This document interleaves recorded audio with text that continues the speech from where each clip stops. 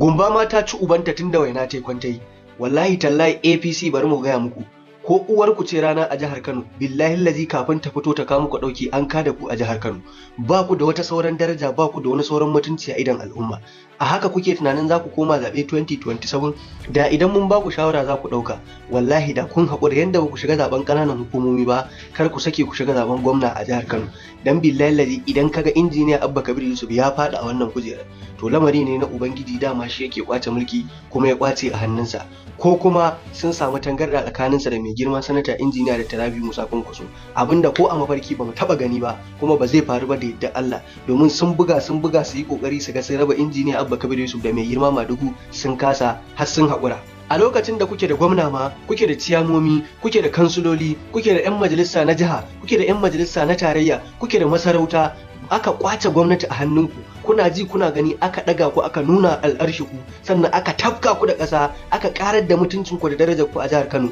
Babu ku ba kayan ku, sai yanzu kuke tunani kun tara gingiman makaryata masu tulan ciki a cikin ku, sun zo sai muku ƙarya suke, suna ce muku wai 2027 za ku karɓi gwamna a jihar Kano. Wallahi ƙarya kuke yi. A cikin wannan tsarin wallahi ba ku isa. Ku duba ku ga yadda gwamnatin jihar Kano take aiki, ku duba ku ga yadda mai girma gwamna injiniya Abba Kabir Yusuf, duk wani ɓoyayyen al'amari, duk wani ɓoyayyen aiki da kuka cuci al'umma sai da injiniya Abba Kabir Yusuf ya bankaɗo shi. Mun san ku ciki da bai, mun san su waye ku, mun san irin ta'annaci da ɓanna da kuka yi a jihar Kano. Ai hannun hagu ba bakon duwawu bane. Babu abin da a jihar Kano kuka yi na rashin mutunci wanda ba mu san shi ba a yanzu.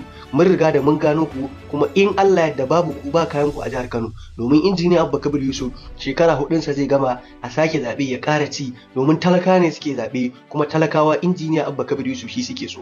Ai kaso 85 na talakawan Najeriya na rantsi da Allah matasa ne, kuma sannan su suke zaɓe, kuma babu yadda za a yi duk wani mai hankali ya kuma ɗaukan ɗan yatsansa da kansa ya zaɓi jam'iyyar APC a Najeriya ma gaba ɗaya, balle a jihar Kano. Kuma Kano kowa ya san Kwankwasiya, kai duk mutanen Kano 'yan Kwankwasiya ne. Duk wanda ka ganshi ba dan Kwankwasiya bane, ba ko ne ko dan kasuwa ne yake shigo ya fita. Saboda haka idan kun shirya, mu ma a shirye muke. Muna jira Allah Ubangiji ya ara mana rai da lafiya kuma ya nuna mana 2027. Za mu ga abin da zai faru a jihar Kano, za ku gani. In Allah ya yarda, mugun kayi za a yi muku wanda sai kun da kun ci zai hada, kun ce dama kun sani ba ku shiga ba. Billahi la ilaha illa huwa, mutanen nan ƙaryar ku ta ƙare, ƙarshen ku ya zo a jihar Kano.